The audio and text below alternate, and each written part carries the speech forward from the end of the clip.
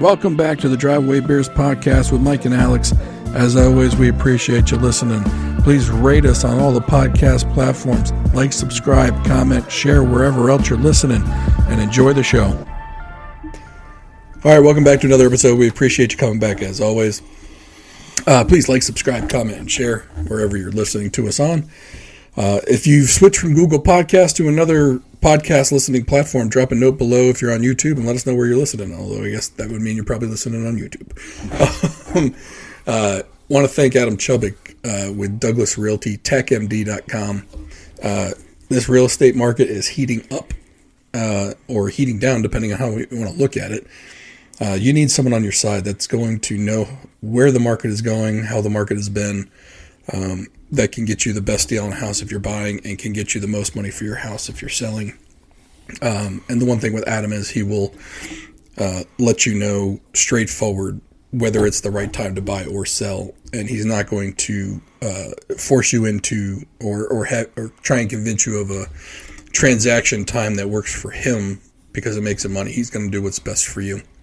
So go to tacmd.com, that's TACMD.com, and give Adam a call and at least have a chat with him and see if the time is right for you to buy or sell. So this is going to be an interesting episode just because for the last couple of days, I want to say probably since Tuesday, it's Thursday, June 13th right now, I've been having a prolonged anxiety. I wouldn't say an attack because it's not like I'm sitting here and I don't think if I wouldn't have told you, you might not have even known. No. Well, you're not having any bourbon, so no, that's right. Something's up. Yeah, you're not pregnant. Right. Sometimes alcohol affects me a little bit differently with the Gilbert syndrome. Right. Which is French for has issues breaking down bilirubin or red blood cells. I should probably know what I have, right? I'm convincing people of this really well. Yeah. But so since about Tuesday, definitely had different severities of it, just anxiety going on. I'm not going to say it's a full-blown panic attack because it hasn't gone that route, but definitely nausea, lightheadedness here and there, and we'll get into this because I'm kind of muddling it all together. I've had issues driving probably over the last 3 years or so, but it seems to be it gets a little bit better and worse depending on, and I don't know what it depends on, to be honest with you. But like I'll be driving along and I'll kind of not that I'll get lightheaded or dizzy, but I'll get a little disoriented. Not enough where the car's swerving. It's not like that, but it's definitely unnerving a little bit, right? And with me, like the next time I go to drive, it makes you a little uneasy because you don't know if it's going to happen again, and I don't know when it's going to happen, right? Reminds me of like I was rewatching The Sopranos, and like Tony Soprano would pass out and crash the truck, right? And he didn't know when it was going to happen. Yeah, I'm not crashing my truck, but I definitely wonder when the next episode is going to happen. You're not crashing your GMT 800 like Tony Soprano. Crashed his GMT 800. I think his was a GMT 700. I think he had the older version. Oh, really? Okay. I think so, yeah. So he had the one before the one I've got. But it would be eerily similar. Two fat guys crashing GM trucks. But so even like through today, so this is 2 days later.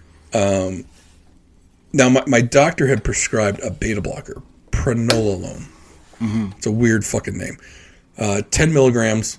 I just finally picked it up yesterday because he basically said, take it and see how it affects you before you need it. Well, I was kind of having like a little mini anxiety attack. I was like, well, let me try it out and see what happens with it. It ended up making me worse. So it's supposed to slow your heart rate down and affect some kind of chemical reaction in your brain. But they give it to people who like get anxiety giving speeches. Okay. And it's supposed to calm them down, right? Well, for me, it actually ramped up like the nausea, the lightheadedness, spinny type of thing. Like I laid in the bed and I was like, oh, wait a minute. I got to sit up again. Now I was checking my heart rate the whole time to make sure I wasn't dipping too low. And it wasn't anything like that. It just didn't feel right. And it took probably 8 hours to feel somewhat okay. And then I finally went to sleep. It was like 2 a.m. at that point because I took it at 8 p.m. By 2, it was pretty much out of the system. But I think what's kind of bringing it on this time is, one, it's the end of the school year. So for me, like, there's seasons and changes, right? So end of school year, it's a change for me because now I usually work from home, and now everyone's going to be back home. Yeah. The 2-hour early dismissal, like, it's a little bit time in flux, things going on. And then we're supposed to go on a trip on Sunday in the RV to a campground called Knoebels, for people that have never heard of it. I've heard of that. So it's up 83 past York and past Hershey. It's a really old school kind of amusement park and campground. Right. In that you basically pay per ride. Like, you don't pay to enter. So it's not like Disney World. You pay for a ticket, you go in, You ride and everything. you ride. It's more like a carnival where you got to buy tickets and you can ride, or however it works. Yeah. Exactly. Which would be good for me because I don't like rides. Right, and I don't either. So, but for the kids, like, you basically just buy a pack of 20 of them, and they go on rides or whatever. We've been wanting to go there for years. I mean, we've been RVing for 10 years or so. Yeah. Never had been. So I was like, okay, we're going. And we're going to see one of my wife's oldest friends, their family. Once a year they go and they camp there, and because they're from California, so they come. Her in-laws are all based in Maryland. So they go and they meet up at Knoebels, and that's where they camp. So we were going to go up there and meet them, hang out it was Sunday to Wednesday. Like, it was only 3 nights. But for whatever reason, like, the nerves start going. And it's all the what ifs, right? And as much as I could tell myself that the what ifs aren't going to happen, the what ifs, it's just, I know. It's right there the whole time. And then you ruminate on them. And then when you defeat one what if, so you defeat one of them, then your brain concocts another way that could happen. And then you defeat that, and then your brain concocts another way. And if you go through this twisted logic of, yes, that's a possibility, but so much stuff has to happen for that to happen, but you're just focused on that happening. So, and then you get into this thing where, or I do anyway, where if I don't constantly think about it, then it's going to happen. So I have to be on guard. I have to be ready for it to happen. Right, you don't feel prepared for it. Yeah. You're not constantly thinking about it. Right. Yeah. So it's called, I think they call it ruminating. Yep. And that's what that's my, that's like my MO with it. So the cool thing is, though, I recognize it and I can defeat it. I don't want to say pretty quick, but once I understand what my brain is doing, it makes it at least tolerable. So it's weird for me because I know what I'm doing. Yeah. But I can't stop doing it. Like, I've tried the methods, like the rule of threes, right? You look for 3 things, you count to, or then you count to 3, and then you listen for 3 things. I forgot whatever you look, you touch, you taste 3 things or something. I don't know. It's some weird thing like that, right? Yeah. I mean, oh yeah, sure you do it. You don't even know what the fuck it is. But I know, like, I got to do 3 things 3 times. I know that. So whatever it is, but my brain will always go back to it, and then I'm starting back from square one again. Yeah. For me, nighttime is probably the worst because it's quiet, everyone's asleep, so my brain can just go. It can just go to town. Yeah. And oddly enough, like, I feel like a lot of my anxiety stuff comes at night, which is weird. Most people would think it's going to happen during the day when you're out and about. Yeah. That's when the things are. No. My anxiety comes from thinking about shit that's going to happen. And at nighttime, I'm thinking about that shit. Yeah. And it's like, and part of it is, so a few years ago, I don't remember. It was at night. Ended up taking an ambulance ride to the hospital. Low heart rate. They put me in there, go to the hospital. They look at me, everything's fine. I know what it ended up being. It ended up being some foreign substances that was in my body. Yeah. That I didn't realize was not probably what it... Not that it was laced. I'm not saying it's laced. It was a different strand of something that I thought it shouldn't have been. Right. Anyway, all right. Lower the heart rate down. Went to the hospital. That apparently freaked me out to no end. So now I'm like, okay, well, what if I'm out 3 hours from home? Now I got to take what if I got to take an ambulance ride to a hospital 3 hours from home? How do I get home? Right? How do I get home from there? Yeah. Right? Who's going to drive the RV back? My wife's not going to drive it. And like, even though I could call my brother, and he would drive the 3.5, 4 hours up, Yeah. and he would drive it back. In my mind, it's still that thought process though, of, oh shit, you're going to inconvenience everybody with this. And then you're going to inconvenience everybody with this by not going. And that's like the ultimate. And you're like, oh, if I don't go, but then you're inconveniencing everyone anyway. Right. And you don't want to do that, So it's, and then when you like, and it's easy for me to sit on the outside. And this is what my wife doesn't understand when I'm, have my crazy brain moments, and she'll say, that's not going to happen. Okay, I know this. It doesn't matter that it's not going to happen. Up here has concocted a manner in which it could happen, and it's going to happen. So, with the RV, like, it's easy for me to say, okay, RV breaks down, you've got the dinghy, just jump in the dinghy and go and get the RV. And you know that too. You know that 100% if something were to mechanically happen to the RV, that you would back the dinghy off of it, throw everyone in there, and tow it to wherever it needed to get towed and get fixed. And yeah, it's going to cost some money, but like, it's not like you're going to come falling out of the sky because the engine quit. Like, you just pull over and fix it. Right. If something happens to you, you know that someone either who's there could help your wife get the dinghy off, leave the RV where it is, get everyone situated, and chances are you'd be released and be driving the thing back anyway. Right. And you know that this is what's going to happen, but that's not what the brain says is going to happen. So it's oh no, I'm going to be stranded there. My family's never going to eat again because I'm going to get fired for not coming to work because I'm stuck in the hospital, and all of the conveniences of how to fix that situation no longer exist. Right. And you say, oh, well, I'll just call work. What if my phone's dead? What if I'm not in a capacity to call work? Yeah. Right? Does my wife doesn't even know who to contact. She can't get on my computer. She can't contact my boss. Yeah. She can't get on the phone.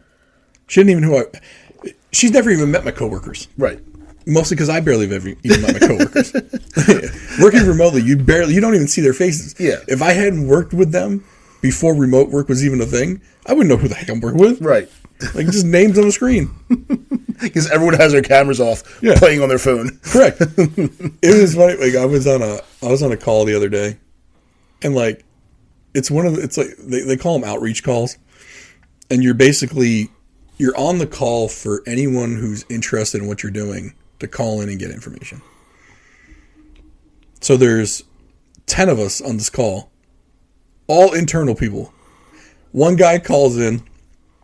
He calls in while my boss, so because we're trying to kill time at this point because no one's called in. Yeah. And so one of the guys was on the phone, and my boss wears a bow tie. And he's like, I never knew how to tie a bow tie. So my boss is like, okay, unties his bow tie, shows us all how to tie a bow tie. This guy calls in the middle of it.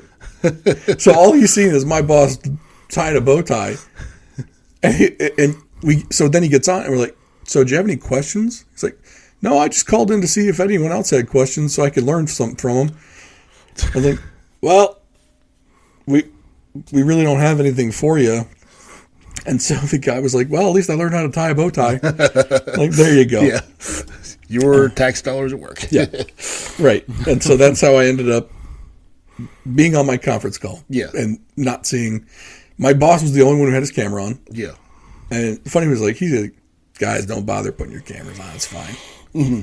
Like, okay. Don't got to tell me twice. Yeah. But no.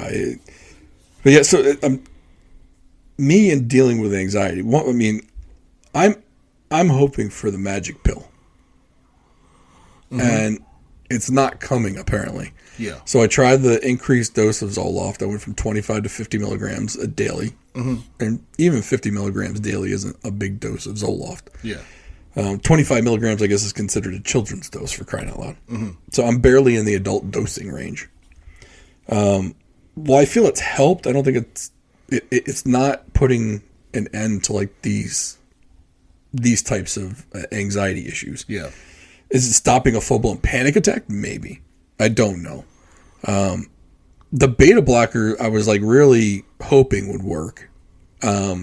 But to be honest, right now, the best combination is probably the Zoloft and then me using Xanax when I need it. And I try and use that as sparingly as possible. Like I will only use it if I'm having like a full blown panic attack. Yeah. Or if I can't come down from something, that's when I'll use it. Now I didn't try it last night because I already had the beta blocker in me. Yeah. I'm not trying to go mixy and figure out what happens, right? I'm not trying to be the chemist. Yeah. With my own stuff, with my own body. So I guess the question is now is, I mean, today's Thursday. We're supposed to leave Sunday, so I got Thursday, Friday. I got 3 more days basically to figure out if I'm going. Yeah. Now, luckily, my wife and I now know that this is something that might happen, right? Mm-hmm. We do have a backup plan. Yeah. And the backup plan is just to go get a hotel. Yeah. And we'll just stay in the hotel up there. If we do that, though, that RV is going to go up for sale. We're just going to consider it done. Because I've got another trip in July where we're going to Boston. Now we're going to fly into Manchester and then drive back to Boston. We did this trip last year where we flew into Providence, and then cause we go to Martha's Vineyard every year, and we either fly into Providence, Boston, Manchester, whatever, and we spend a day in that city, and then we go. I didn't have as much of an issue then, and I don't like flying, but I know the flights are really quick. Like the one to Providence is under an hour. You're barely up in the air. Oh yeah, just like so. I love airplanes. As anyone who's listened to this show for 10 minutes can figure out, I hate flying commercial, mainly because I'm ridiculously uncomfortable. Yeah. And I just like it. I dread it. Like I absolutely dread it, and it has nothing to do with the airplane. I know exactly how how it works, and I have no problem with that. My problem is with just the process, which I think is stupid. TSA has not done. I mean, it just inconveniences everybody for what? And there's like, they've prevented terrorist attacks. They haven't. So, they found a lot of drugs though, which isn't like that talk about mission creep, but that I just it's not my then getting there, and then I normally fly Southwest, so that's what we do. And I fly Southwest because I hate watching those smug people sit in first class in comfortable seats, like some skinny little woman in first class. Like I should be in that seat because I'm enormous. Like you're not. You don't need that. I do. I need it. You just like it. So, I'm not paying for it either. So, I fly Southwest, so I don't have to worry about that. But then I have to get my boarding group. So I make sure I pay the extra bucks to get upgraded. You're a 1 through 15. Yeah. Your business select. Yeah. And I'll even and the thing is, like, I don't want aisle seats. I don't want exit row seats. I just want a window seat. That's all I want. A window seat. Leave me alone. That's where I want to go. Gives you extra shoulder room too if you pick the right one. Right, because you lean over, and I get on Seat Guru, and I know which rows work, because like where the fuselage starts to narrow towards the rear and up towards the nose, so you know where to go. I don't like exit row seats because the tray table comes from the armrest, so you can't flip the armrest up. I can't use the tray table in any of these seats. Yeah, it hits my stomach. Yeah, and I'm not eating anything. Right. Like, I don't get up because most of the times I fly, I'm going to. It's the furthest place I've flown recently was Miami or Fort Lauderdale. Like that's not 2.5. Yeah, Miami might be 3. Yeah, but Fort Lauderdale's 2.5. I know that when I've been there. So I just it's the whole process of it, and I like to get there early. So it's not an anxiety thing for me. It's just I freaking hate it thing. So, but I get that too. So, plane travel for me, I get the same issues. For me, I think it's just an overall travel anxiety I don't like, and I don't know. It's not just that though. Like I get it for like any kind of event, any kind of thing I'm not used to. I'll get hit with the nausea and I got to go to the bathroom. Like basically everything's coming out, right? Yeah. And then eventually, like when I get there, I'll generally settle down. Yeah. Like, everything will it was like the analogy you made a few shows ago when we were talking about mental health, and basically like when you're prepping for the car wreck, eventually your body releases that adrenaline. Well, that's what happens to me once I get to a place for the most part. Yeah. The only time it didn't happen is when we drove, of all things, we drove to New Jersey for a bar mitzvah. I think I mentioned this. Like, I had like a full blown panic attack going over that Bay Bridge. Now, don't get me wrong. A lot of people don't like driving over the Bay Bridge. Especially since the Key Bridge. Yeah, well, but I mean, like, you got a scenario where like there's a whole industry of people that will drive people across the bridge for $25. Someone will drive you across that bridge. Yeah. There's that many people that don't like driving that bridge. Some Kent Island redneck will drive you. Correct. But for whatever reason, it didn't release until the following day. Yeah. Right. But that's the only time it's really happened with a driving scenario, other than an RV. Like we took a car, for crying out loud. Mm-hmm. But I don't know if it was the fog or what it was on that day on the Bay Bridge. It just, dude, I was the controlled breathing I put into place was, it's like it was like I had to tell the kids to be quiet. Like I was like, everyone shut up. Like I'm concentrating on breathing so we don't die. But yeah, with this, I'll be interested to see what route we go. Do we go the safe route and just go get a hotel room? Do we take the RV? I mean, if I had my druthers, I would like to take the RV and go because I do like camping. Yeah. My problem is at night. Again, it's always at night. Mm-hmm. Because I don't want to wake up and like if I got to use the bathroom, I don't want to wake the kids up. You know, because when you're in the RV, like we sleep all the way in the back, the kids are in the middle. The door's right there. If you open the door, the lights shine out, come on, and the wakes the kids up. Go back to sleep. That's right. But I mean, it's one of those things like, but you know how you don't like. I don't want to inconvenience anybody. Yeah, right? I don't want to be an inconvenience. So it all comes into play in the thought process. And then of course because I'm not sleeping, it screws me up for the next day. So, now is your RV bed comfortable? It's a king size memory foam bed. Mm-hmm. I wish it wasn't as stiff. I like a softer bed. See, I like it. I'd be happy with like almost concrete. Yeah. And I've been having an issue that we can get into after, but like going to my in-laws' house. So when they bought their new house, they took their bed, which is a queen, and they put it in the guest bedroom, which is a much better deal than what they had going before. But I slept on that bed, and I looked at my wife, and I was like, no wonder your dad's back is all jacked up. It's like sleeping on a marshmallow. Like, it's all, like, it's just, and, in fact, we've talked about buying them a new mattress to just put there, because they don't sleep there. I like a firm bed. So hotels, I used to sleep like a baby in hotels. I can't sleep because we've had to go to hotels for some of the kids' sports, and like I don't sleep at all.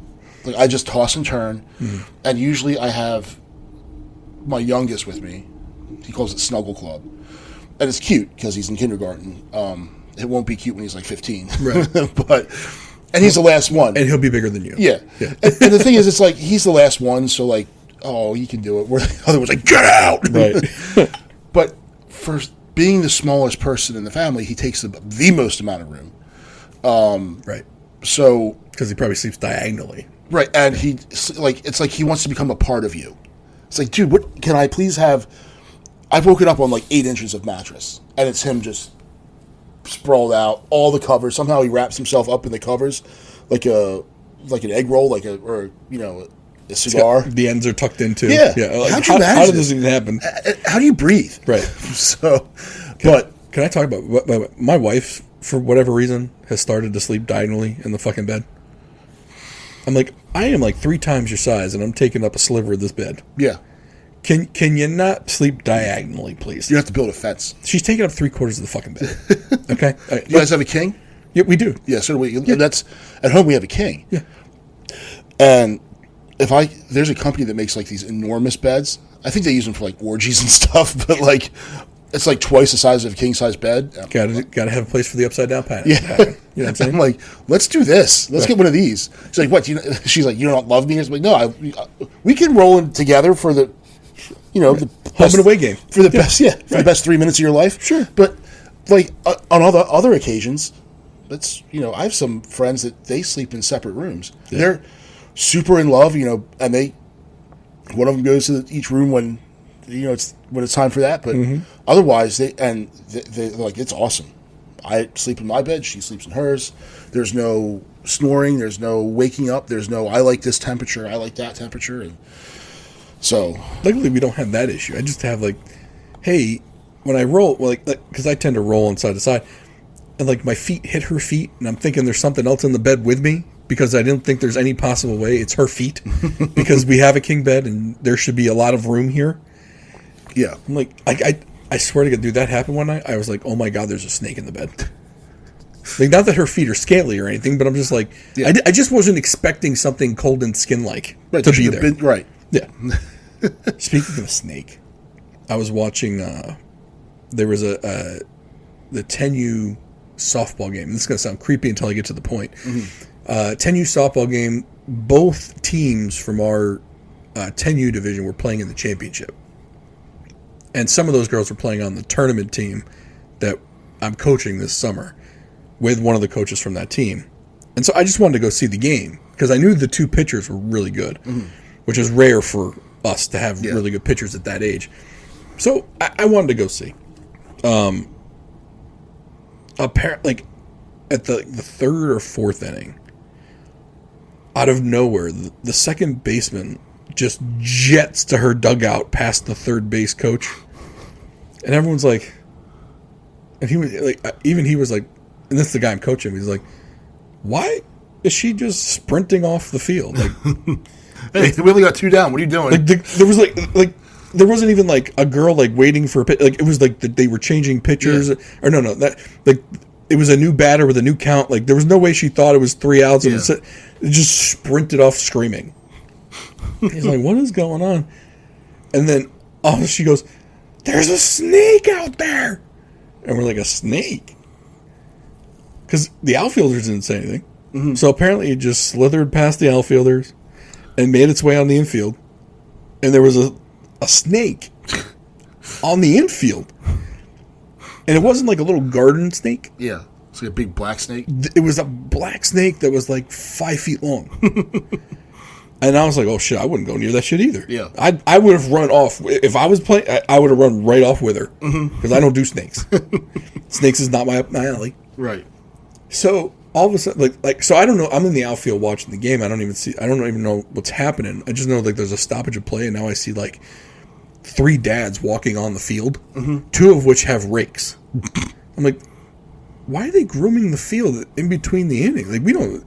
The girl's like, that's it. This field conditions are unacceptable. Right. Get out here and rake this. And we don't play in that kind of rodeo. Yeah. Like that. Someone will drag it afterwards. Yeah. I've never seen a mid-inning Right. raking. Yeah, this isn't the Bay Sox. Right. And so I'm just watching, and then all of a sudden, like I see this guy on the end of the rake. There it is. He's lifting the black snake off of the dirt, and I'm like, oh my God, that's a snake. I was like, if I was coaching that team, the girls are just gonna have to die. I'm not helping them then. Take a little one and throw it to the snake. It's like an offering. Right, yeah. Like so, which one? Maisie, you're in. Nice knowing you. Sorry, girl. You're the smallest. Yeah. And then one of the dads goes over and he just picks up the snake by the head and by the tail and just walks it off. And then he just like throws it in the neighbor's yard next to the field. And I'm like, bros, if that wasn't far enough, he's just going to come back. Take that snake to Severna Park. Yeah, right. At least chop its head off, kill the thing. I know there was there's kids there. It might traumatize them for an hour or so, but you know what? Do it for all of us. Yeah. Because like there's so that was the So black snakes are pretty much harmless. they're all harmful. Stop with the harmless. So if you gave me the choice of having a house full of rats or mice and one black snake, give me the black snake. I'm selling the house regardless. I don't get rats, snakes, gone. See ya. Nice knowing you. There was one in the backyard a bunch of years ago. In fact, the youngest man, I haven't been born yet. And the 2 of them come in, they're like, Dad, there's a giant snake in the backyard. I'm like, okay, whatever. They're like, it's this big. Like, they're describing like a green anaconda. Yeah, the snake from Anaconda. Yeah. So I go out there and I just walk up, and at the time our dog would pee in this one spot. She killed all the grass, so it was just this bare patch. And I walk out, and I was like, holy shit, there it is. 6-foot black snake just warming himself in the sun.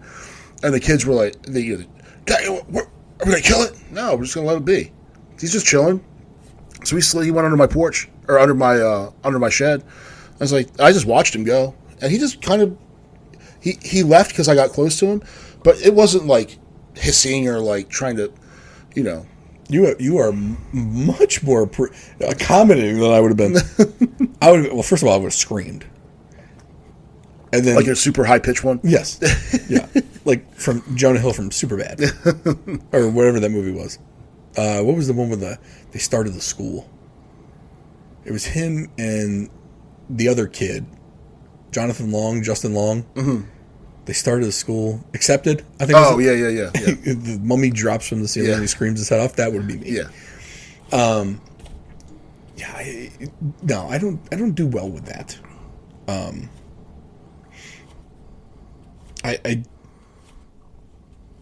would have moved. Like, so, well, two people in our neighborhood post, of course, Facebook. That's where I go for my neighborly news. Right. One lady down the road, it's like 5 houses down, post a picture of a snake. Like on her front porch? Yep. Yeah. No big deal, right? Then one posted, another lady across the street from me posted the picture with this snake wrapped around the banister. Mm-hmm. And I told my wife, I was like, yo, that's really fucking close. That's going to slither over here. I don't know if I can live here anymore. And she was like, what are you talking about? I was like, I showed her the picture. Like, that is not a small snake. That's big enough for me to not want to live here anymore. She was like, just be quiet. It'll be fine. I was like, fine. When it comes over here, you're dealing with it. But you know that's not that you're going to be dispatched to that one. There's a snake in the basement. Hey, you're the one that was all accepting of them. Exactly. Now, that's when I'd kill it. Right. Because snake stays in the snake area, and I'll stay in my area, and we can just peacefully coexist. See, I tried that. I tried that one time with a lizard. Lizard came in my house. Like a skink, one of those little. No, like a lizard. Yeah. Like, I don't know ones you see out. I don't know what a skink is. I know what a lizard is. Yeah, it's probably a skink. It looked like the gecko from the Geico commercial. Yeah, it's probably a skink. Okay. 10 or so years ago. Found it curled under. I picked up blankets. There he is. This was middle floor, upstairs. And we're in the basement, as usual, for people that want to visualize. So, I get a red Solo cup and a spatula, and I scoop him up into it, and I throw him outside. Good, no problem. He's not going to come back. Yeah. Oh no. He literally came back in the house a few times in the basement. And he would go outside and inside to the point we named him. He had like an indoor-outdoor cat. Larry the Lizard is what his name is. And any offspring that have come back through that have been lizards, because he probably had, and it could be a she, had babies that now live here too. Now, we only allow one at a time. Yeah. But every once in a while, like when I used to work in the basement, and Larry would come on out, and he would, he would be right here on the floor, right over there. I'm like, okay. And I would let him be. And then he would be gone, and I'd be fine with it because I didn't see him. But we essentially had a pet lizard that we didn't have to take care of. That just roamed around. Yeah. And we'd see him outside every once in a while in the front of the house. Yeah. He'd come inside. It's like having an outdoor cat. Yeah, pretty much. It's essentially just a wild animal that you feed. And the girls were like, oh, there he's here. Yeah. Like, oh shit, they literally think he's a fucking pet. And then he invites his cousin over, the snake. Sure, right. And look, and then I draw a line, snake. And then the snake invites its boy over, who is like not the black snake or the garter snake. The boy's like the copperhead, and then you got a problem. You let him in. Yeah, you let one wild animal in your house. And the weird thing is, like, I don't know why, but sometimes these animals, like, they pick our yard. Like, we have, like, a den of bunnies. And the only reason why, because we saw one bunny hopping around one time. And, like, a few months later, it was the bunny hopping around with 3 babies. Like, what the fuck is going on here? We think they burrowed outside. Now, we don't think they live there anymore. Because this was years ago. But then, like, what was a turtle? We found a turtle. Now, we don't live by any water. I don't live by a pond. Well, Ty had a duck that laid eggs in his front yard. There's no, like, duck appropriate bodies of water around here for it to land in. None. I mean, I guess like the Magathie, a straight line distance is probably, I don't know, maybe 500 yards away, but that's not duck. That's not like appropriate landing place for. I know ducks could land on land. Apparently they can, and it did, and laid eggs in Ty's bushes in the front. So then his kids watched it, and then all of a sudden the duck eggs were gone. So the black snake probably came and had. What you want? The fox. Yeah. We also have foxes in this neighborhood. Yeah. Hence the name of the neighborhood. Yeah. But I mean, that's why like when people complain about the dog shit, and I'm like, they probably ain't from a dog. Yeah. It's probably from a fox because I actually saw a fox taking a crap on Obi's front planting bed area, and I'm just like the weirdest thing is like we saw it taking the shit. Yeah. Right there, and I'm like, son of a bitch. Yeah. And then like we kind of like looked at it like that looks like dog shit. So like. Oh, that's probably what all the people are bitching about when they say when they make their Facebook posts. Like, you took the time out of your day to take a picture of dog poop. It's the same two people. Yeah. Except for this last time. That was an interesting post. The guy, well, first of all, the kid who said something, and then the kid got looked up. It's like, oh, you're that guy. Yeah, yeah. Like, literally did a stint. Yeah. For stabbing a police officer. Yeah. And then, of course, the father says something. It's like, but you raised that asshole, so I don't care what you got to say. Your opinion is worth considerably less. Yeah. One of the funniest things I saw, I was on my morning walk, and I saw it's on an area it's nobody's yard. It's like the right of way for the county road that's right there. And, you know, it's like in the brush type of, you know, that type of stuff that the county mows like twice a year. And I looked there, and there's dog poop in a bag, in a knot, on the ground. I'm like, just leave the dog poop there. Right. Like, the dog poop's it can be fertilizer, or some other animal will eat it, or no one's gonna step on it. It's not on the sidewalk. It's not in somebody's grass. So you put it in a bag and then left the bag there. You did the least environmentally friendly thing you could have done, and it took more effort. Right. Like, you put effort into that. I mean, someone could have bagged it, dropped it, planning on picking it up on the way back. And didn't? Probably. I've done that before, although I picked it up on the way back. I'll be honest with you, if my dog poops over there, I don't pick it up. No one's walking there. Right. Like, it's like if I'm out in the woods and the dog poops in the woods. Like, I'm not picking up dog poop from the woods. Yeah. So, you know, I'll pick it up if he does it in your front yard. I gotta be honest with you. As Teddy gets older, he's becoming more stupid. He's a boy. So. Like, but he's shitting on the sidewalk. Yeah. Like he's walking in the grass. He's sniffing in the grass. But then he just doesn't realize he's not shitting where he sniffed. Well, he's so big, he probably doesn't realize his ass end is over the sidewalk. Very true. Valid point. Yeah. But like, it's so much harder to like get poop off of a sidewalk than it is to get it off the grass. And if it's loose, you're screwed. Well, luckily it wasn't. It just leaves marks. Yeah. So now I'm just like, well, now someone's going to step in this because it's not even. It wasn't even close to the edge. It's a skid mark. Like, and I'm trying to get my nails to like kind of get it up through the plastic. Imagine the bag break. And I'm not having that. No, someone's shoe can take that. Yeah. And I'm just like, as he's pooping, I'm like, are you serious? Like, come on, dude. I was like, well, then he does like sometimes he pees toward the edge. Mm-hmm. And the pee goes onto the sidewalk, and I'm like, it's going to hit your foot. It's going to hit your foot. Move your foot. I don't care. Like, I just don't want the pee in the house. I mean, I guess he's taking enough steps where it's kind of I mean, unless he does it like on your front porch. Yeah, no. But I'm just looking at him going, Jesus, you didn't get brains. You got all cutes and no brains. Cute size. Yes. Yes. Yes, because he's stupid. He's like the Gronk of dogs. Like, he just wants pets and poops. That's it. He just wants you to pet him all the time, and he wants to go outside and poop. Yeah, on the sidewalk. Like, fuck. Do you guys ever play fetch with him? We tried to, but because he's so big, he's got maybe a run and a half in him, and then he just plops down and just breathes heavy. So like the neighbor behind us, they let us use the fenced-in yard. So we close the gates and we throw the ball and he chases it. And he leaves the fucking ball.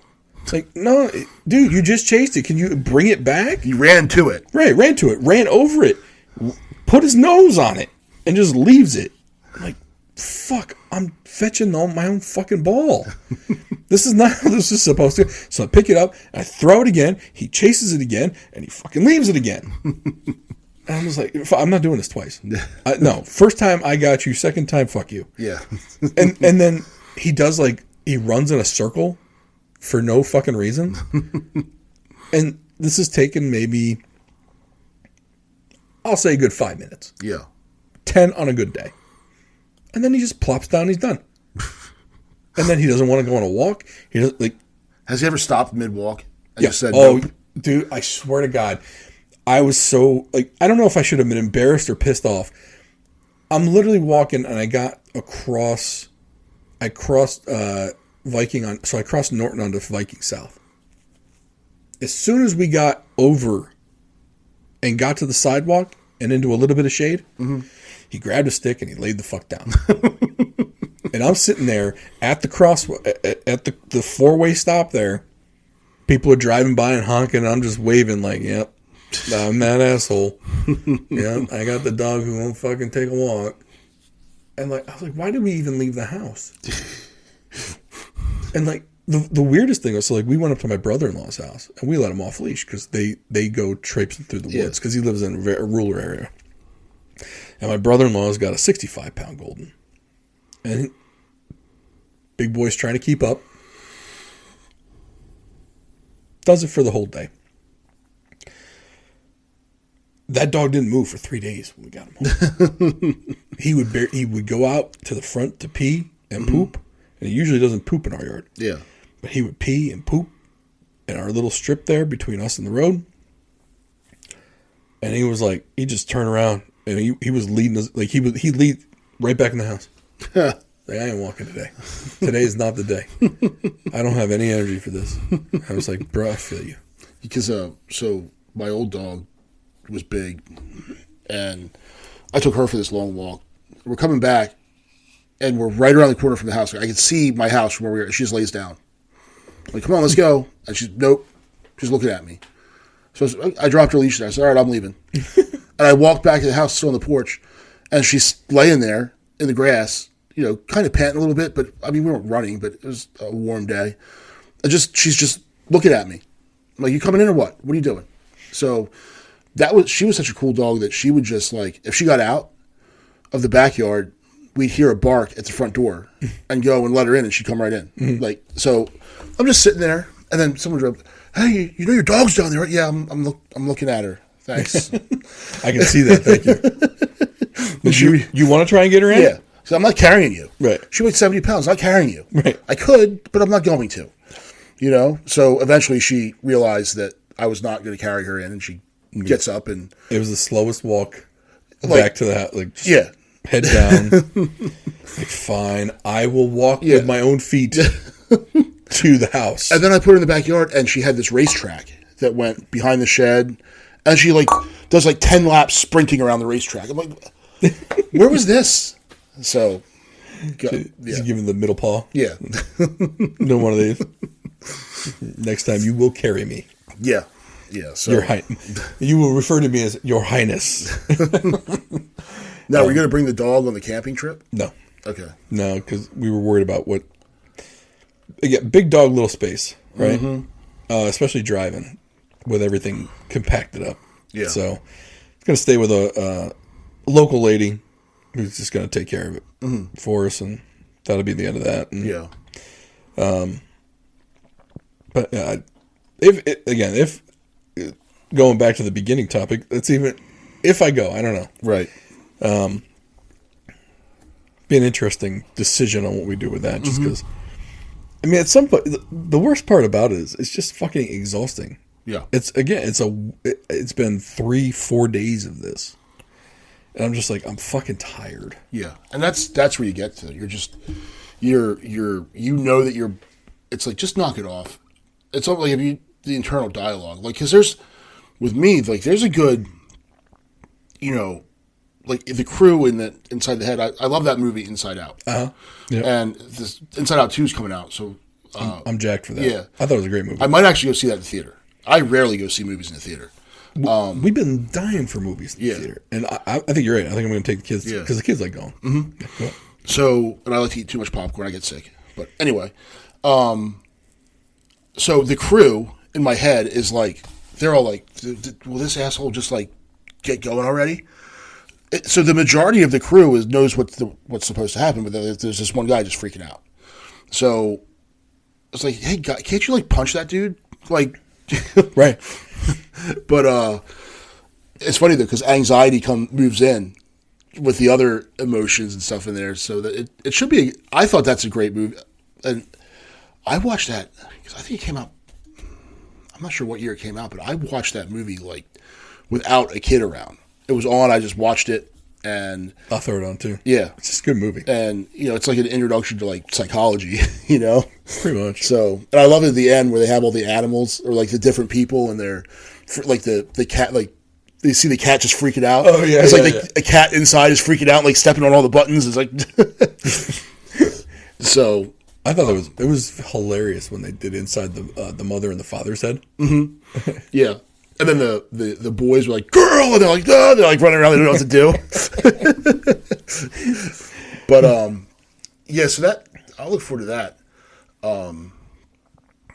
But I've had trouble, completely unrelated, so I have it's called IT band syndrome. I think I've self-diagnosed myself, but it's pretty accurate. So there's a tendon that runs from your hip bone to your tibia, right outside of your knee. Okay. So it's called the iliotibial tendon, and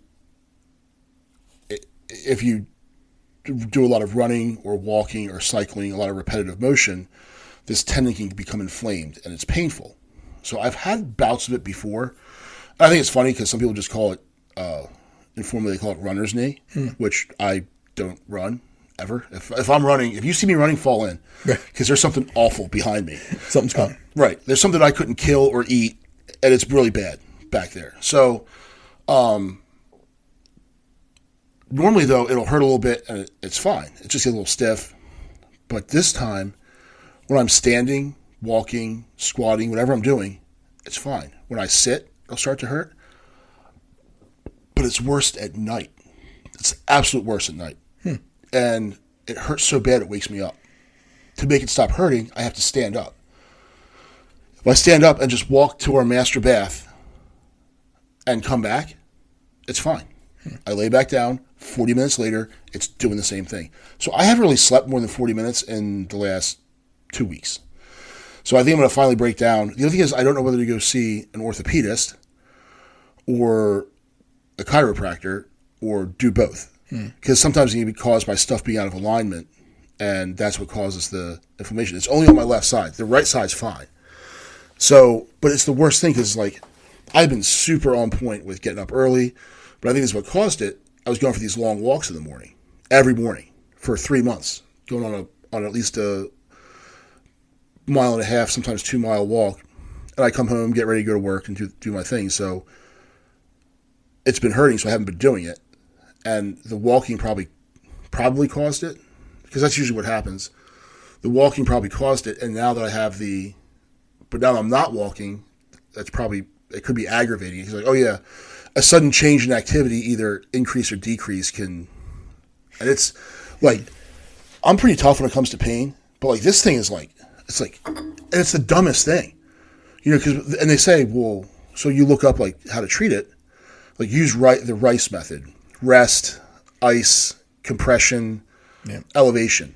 Like, well, rest, this is what it fucking hurts is when I'm resting. Right. So if I'm standing up, it's better if I sleep on my recliner downstairs. So I've been sleeping on the recliner, in my living room.